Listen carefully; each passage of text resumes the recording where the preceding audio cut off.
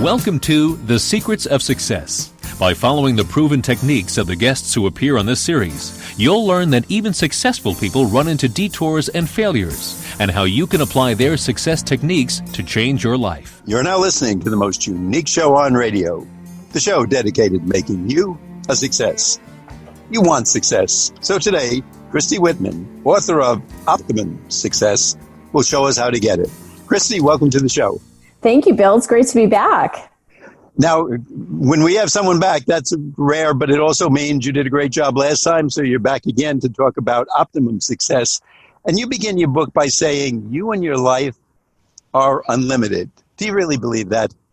Absolutely, because, as a human being, we have limitations, obviously, time and things like this. But when we really, connect with quantum success, which is the field where all energy comes from, where all of our ideas and our desires come from, then we are unlimited because we're tapped into the pure potentiality of what we as human beings can't even conceive of. And I think that's what's amazing, that it's out there, and you're going to show us through your own life. And I asked you before if you mind telling us, because things started like anybody else for you. You've had some ups and downs, but where it took you to is really great. So would you mind telling our audience about your own career trajectory? Absolutely. So I was one of those people that, was told, like most people, that if you earn a good income, you get a good career, you'll be happy, have money, that kind of thing. And so I found myself graduated from ASU, Arizona State University, and I moved to Chicago. And I got a great paying job. I was a liquor salesperson in Chicago, which was a fun job to have in my early 20s. And I remember looking around at my life and feeling totally dissatisfied. I mean, I had my health, I had my, ideal body, I had great friends, I had money in the bank, I had a great career, and I just felt really unfulfilled. And I thought, is this all there is? And that question really brought me on a path to really learn about the quantum field and to learn about universal laws.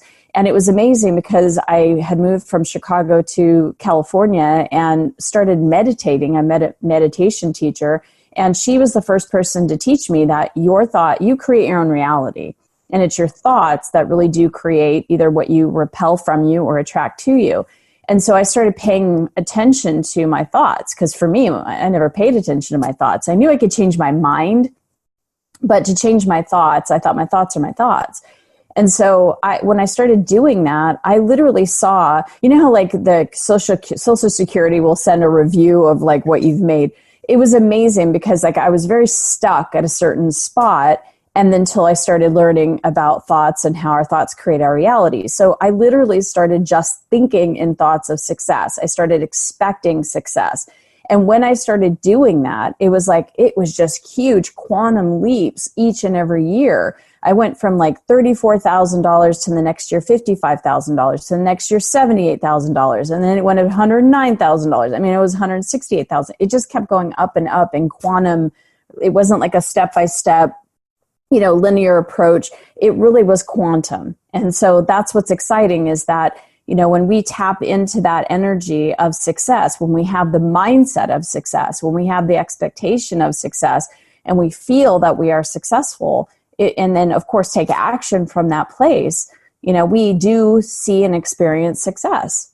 And if I can quote from you, I don't want to say quote from your book, but paraphrase, I think there was one part along the way where you were making so much as a salesperson that the company didn't want, you were actually making too much, which sounds crazy in the world of sales. I would want all my salespeople to be making more than the max, because then I'm making more, but you were making too much. So you even had what some of us have, a reversal where you were out of work for a while. The company didn't want that. Yeah, the company capped what I could bake. And so, because they never had anybody that had made that much money in commissions before, so they capped my commissions. And then right around that time, I was let go of the company because I made so much money.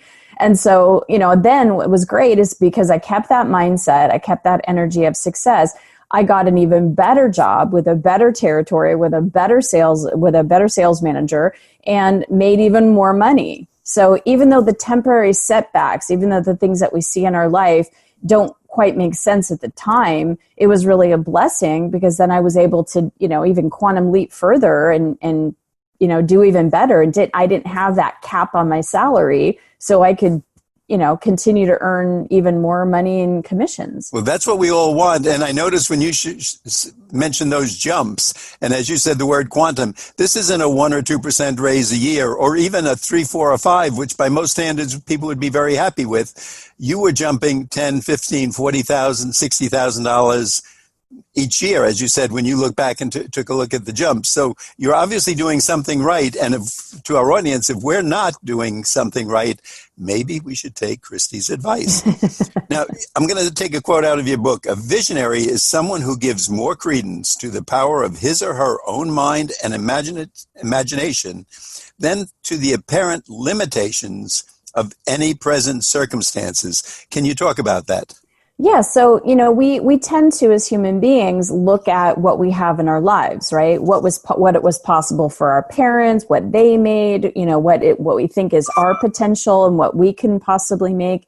And it's important to understand that our best thinking got us to where we are. Our best thinking and our mindset and our energy field got us to where we are and what we have now, that we see through our eyes, that we hear through our ears, the conditions that we look at and say, oh, that's a thing. This is my financial situation. This is my career status. And when you are visionary, you go beyond the current conditions of what is, and you start to use the mental faculty that we have as far as imagination, and feelingization, being able to feel an even more expanded experience of success based on, you might feel successful in one aspect, but when you expand that energy of success, then you attract more things that match that vibration. And so using our imagination and being a visionary, seeing what we do want versus just looking at what is and the limitation of what is, it really propels us to be able to create and, create with that pure potentiality. And I think for most of us, if we look what's around us, there are limits, because a job is going to say, well, you make this much in a 2% raise next year. But nothing says we have to stay with that job. Nothing says we're an accountant for life, a teacher for life, or a plumber for life. We can move, and maybe during these times of a pandemic and difficult times, it's even better to take those options. I saw the term in your book, common hour. What is that? Common hour What's thinking wrong with is it? where mass consciousness people are. It's like that's the common thing, right? It's a place where people just don't go beyond what we're talking about. That visionary. It's like most people think, well, you go to a job, you work hard, you earn money. And you don't understand that there are universal laws that exist, and that beyond just the limitations, you can create what you do want. And it's important to understand that, because, it's even David Thoreau talked about that, that it's beyond what most people think. To be able to think beyond and use your imagination, common hour thinking is the stuff of lack. Right? It's like, it's not possible. This is only what I can see. So that's what's real. It's what stops us and limits us. And in order to move beyond what we really do want, to have an exponential success. Christy, I think our listeners already should be getting an idea from you that if they want to break out of their humdrum lives, and for a lot of us it is a humdrum life what we're doing, we do the same thing, we go to the same meetings every week, and we'll probably be basically doing the same thing 5 or 7 or 9 years from now. If we're happy, that's great. But if you want to break out of it, listen to our guest, Christy Whitman. She's giving us a lot of good tips. And I think, if I remember, you actually used this when you wanted to get a book on the New York Times bestseller list. You had to take a couple of steps in order to be in the right position. But you did that because that was your goal, and you got there. Absolutely. So when I became an author 20 years ago, for me, it's always just been something of what's the best, right? And to be an author, I always just want to do my best. And it's either win a Pulitzer Prize or get on the New York Times list, right? So winning a Pulitzer Prize is like, well, that I don't know if that feels even good or if that's even possible, but New York Times felt attainable. And so it was for me for years of just feeling as if I'm a New York Times bestselling author, one of the best. I'm doing my best, that my books have the best reach out there and can affect and impact as many people as possible. And there's a credibility thing that goes with it. So there was a lot of reasons why. I always suggest when you have an idea and you have a desire, ask yourself, what do you want? Why do you want it? And then how do you want to feel? And that's exactly what I did with that goal of becoming a New York Times bestselling author. But then it's also taking the action step, right? It's putting all that into action and doing the strategies and the processes to get you there. So I would ask people that were colleagues of mine, how did you get on the New York Times? What do they look for? And I started asking and looking, researching with people that I knew in the industry, like Jack Canfield, Marcy Shimoff, people that were in the movie The Secret. And they told me, you have to sell so many books, you have to have media, there's a lot of things that go into that formula. And so I made sure I did all those things. And so it's an inner game and an outer game. And that's really what quantum success is all about, is that, we get this idea that taking action and hard work will lead us to success. But like we talked about, you have only a limited amount of time during the day. All of us have the same amount of hours, and you only have so much energy to work. And at one point, it's like if someone wants to have great success, it's like the other aspects of their life have to, diminish. They can't have their kind of relationships, so their health is failing, or, whatever it is. And with quantum success, you're connected to a field of possibility where I wrote in the book, it takes 1 hour of inner work that's like 7 hours of outer work. And so when you combine alignment, which is, your thoughts thinking about success, your feelings about success, you believe, you expect success, and you take that action, that's the formula for quantum success. That's the formula for really being able to have exponential success, not just coming from a limited perspective. Christy, this is so interesting, but I want to take a brief time out and let our audience know, if you're just tuning in, you're listening to The Secrets of Success on the voice of Nassau Community College, 90.3 WHPC. I'm Bill Horan. Our guest today is Christy Whitman, spelled Whitman. Her book is Quantum, Quantum Success. Christy, would you tell us where we can get the book and if there's a website that we can learn more? Absolutely. So any place, barnesandnoble.com, amazon.com, you can go to christywhitman.com for more information. And there's a great process that I have called watchyourwords.com, where it's 30 days of videos. It's a free program for anybody, because when we watch our words, that's what starts the whole creation process. And we can certainly talk more about that. But we say in our culture, in that common hour thinking, we say a lot of things like I miss, or I should, or I'll try, or I have to, or I ought to. There's words and phrases, can't afford, that we say that don't align us to that quantum field that we're talking about. And so when you learn how to shift what those words are, you could mean the same thing, but the energy shifts. And when it does, you are in alignment, and then you take action from there. So it's watchyourwords.com if you want to go check that out. Usually I ask a guest at the end of the show, how should we get started on this program? You've given us the answer. I'm going to ask you that again, because people may not have had their pencil or paper with them. They may not have the cell phone to get it down in their notes. But it's so important, and we always tell our audience, if you want to follow this, if you really want success, listen to what our guest says, but then you have to take some action. Here's the most inexpensive action. Just go to the website, get on this 30-day program, start watching your words, and get the book, Quantum Success. Now, Christy, you mentioned in the book, most of us say, I don't have the time, or I don't have the money to do this. I guess we're thinking of a full college education, etc. But you say it's a thinking problem. It's always a thinking problem. Anytime we have perception of a problem, we understand that, like, you get stuck on a problem. Whenever you think there's a problem, we get stuck on the problem. And Einstein said, right, you cannot solve the problem with the same mindset that got you. You can't find a solution with the same mindset that created the problem. So when we're focused on the problem, then we can't find the solution. They're in two different vibrations. It's two different total perceptions. And so whenever we understand that we have a problem that keeps showing up, whether it's a financial problem, a relationship problem, career problem, it's our thinking that has created those circumstances. And so we have to think differently. when we think in lack and limitation, that there's not enough, that we have to fight for our share, we're competitive, that nothing's ever good enough, that's a thinking problem, because the truth is that we live in an abundant universe. There are abundant opportunities. Now, maybe at the company you're working with, for example, there's only one position. But if you're thinking there's only one position, someone's got it, I'm never going to get it, what if you just shift your energy to thinking about possibilities and feeling that place of success? Well, what happens is you could be recruited by somebody. That happened when I was a pharmaceutical rep. I got recruited by another company. I wasn't looking for a job. I was happy where I was.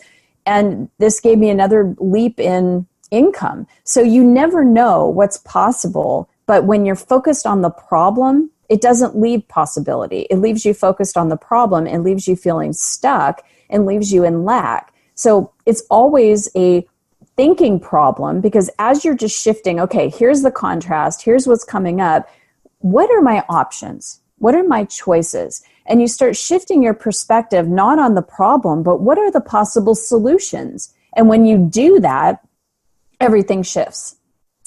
That's what we're looking for, and I think a lot of us need that big shift. Now, you have something called the law of deliberate creation. Can you tell our audience about that? Yeah, so in the book and all my teachings, all the books I've ever written, I talk about the universal laws. And one of the laws, the 7 essential laws, one of the laws is deliberate creation. And we have to know that we are the ones that think, right? We're the ones in charge of our consciousness. And what is our consciousness? The words that we speak, the thoughts that we think, the perspective that we hold, the emotions that we either process or don't, and then the actions that we take. Nobody else is responsible for putting words in our mouth or thinking for ourselves. And so we are the ones that have to take responsibility for that. And that's applying the law of deliberate creation. Because when you are consistently thinking in lack and limitation, not enoughness, not enough to go around, competition, comparison, then that's where you're going to continue to create exact situations, circumstances, experience that reflect that type of thinking.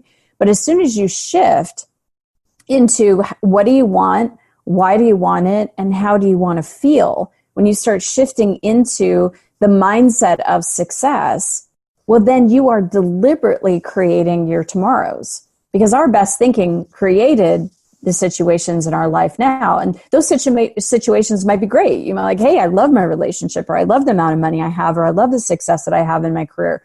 Great. Keep doing that. But if there are aspects in your life where it feels like it's not working and you feel like you don't have what you want, we need to deliberately shift our own consciousness, our own mindset to what we do want, and then you keep that consistent, right? It's like going to the gym. You don't go to the gym once and do some barbell curls and then you're done and you're fit for life. It's something that you consistently do. Well, our mindset and our energy is like that.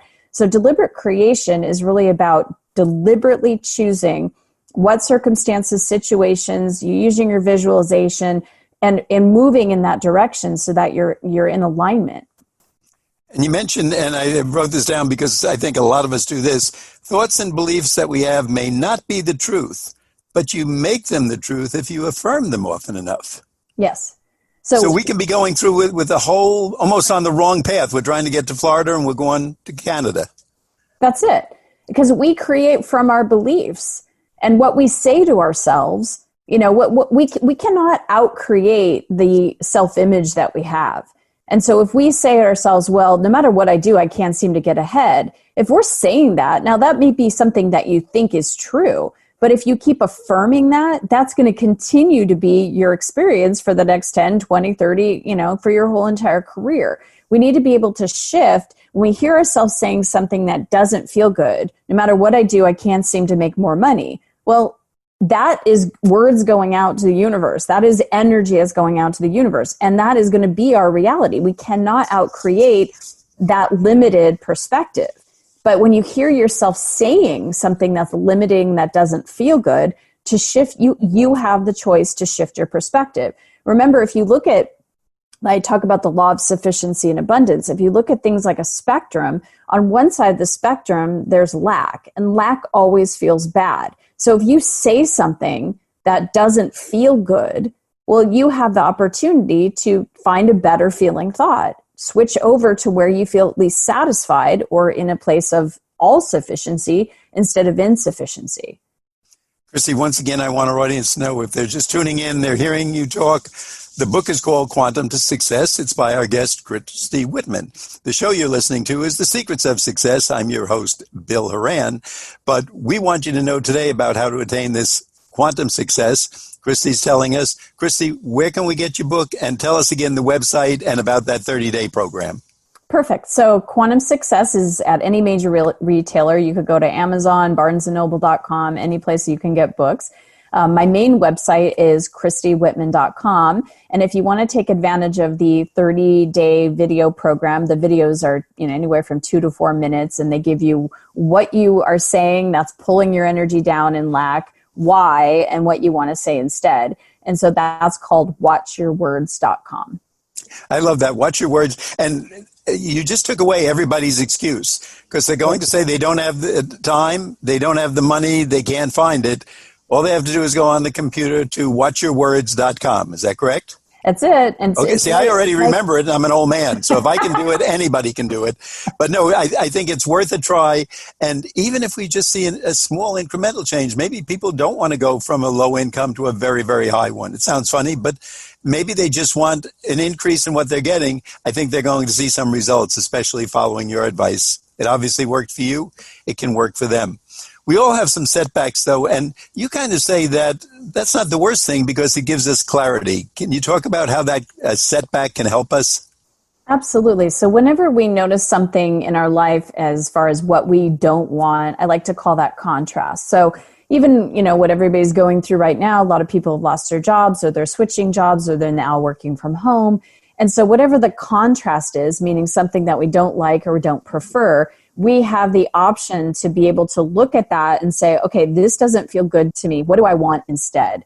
And then it's important for us to not stay, like we were talking about, the problem versus the solution. Don't stay focused on the contrast. Get clear. What is this contrast bringing up for you? So, for example, when I was, a pharmaceutical rep years and years ago, my territory was way too big. My company capped the amount of income I could earn. The manager I worked for wasn't very supportive. So I looked at all those things and said, what do I want instead? Well, I'd like to have a smaller territory. I want a manager that's fun to work with, and I want to make unlimited income. And I shifted my focus to those three things, and that's when I was recruited by another company where I made another $25,000 just in my salary plus commission. The manager I had was so much fun.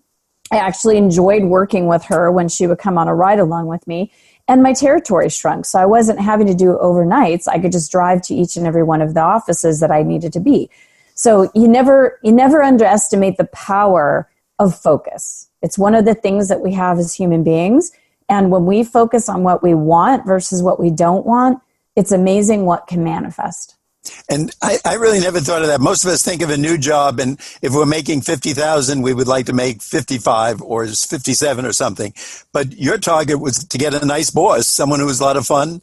And I think if we're all working for a boss we like, it's almost natural we're going to do better.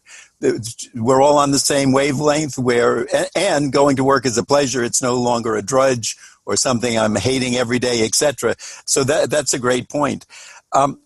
I remember as a young man after college, I just wanted to get that first job.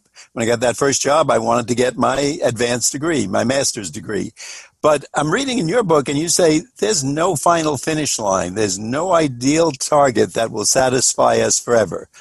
And I think you're a living example of that. But tell us how you come across that with the people you work with.